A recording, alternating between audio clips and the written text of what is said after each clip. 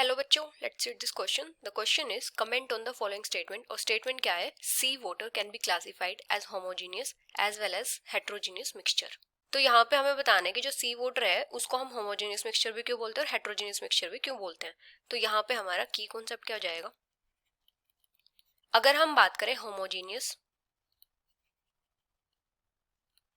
और heterogeneous mixtures की, तो होमोजेनियस मिक्सचर्स में क्या होता है? यूनिफॉर्म कंपोजिशन होती है।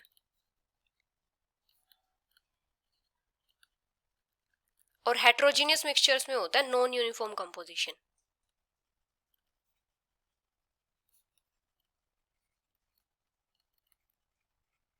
अभी अगर हम बात करें सी वाटर की,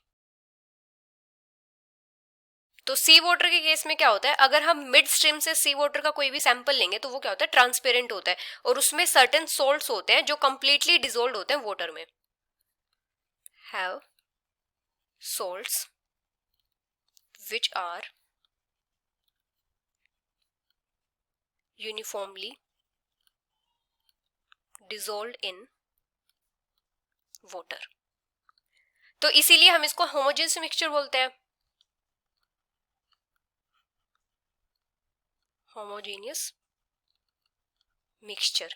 लेकिन अगर हम सी वाटर के सैंपल को सी शोर से लें तो वहां पे क्या होता है? उसमें मड भी होते हैं और सस्पेंडेड पार्टिकल्स भी होते हैं, इसलिए हम इसको क्या बोलते हैं? हेट्रोजीनियस मिक्सचर भी बोलते हैं।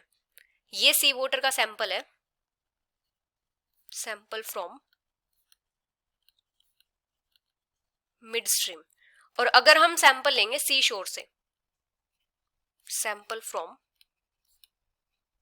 सी शोर, तो उसमें क्या होता है? मड होती है एंड मैनी सस्पेंडेड पार्टिकल्स।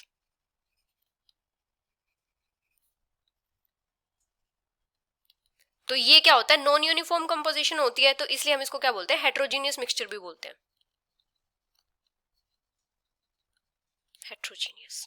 तो सी वाटर में जो यूनिफॉर्म कंपोजिशन होती है सॉल्ट्स की या फिर डिफरेंट गैसेस की, इसलिए हम उसको बोलते हैं होमोजेनियस मिक्सचर। लेकिन सी वाटर में क्या होता है? बिगर साइज की इंप्यूरिटीज भी होती हैं, जैसे मड हो गई या फिर जो दूसरे सस्पेंडेड पार्टिकल्स होते हैं, तो इसलिए हम इसको हेट्रोजीनियस मिक्सचर भी बोलते हैं। So this is the final answer. Hope you understood it well. Best of luck.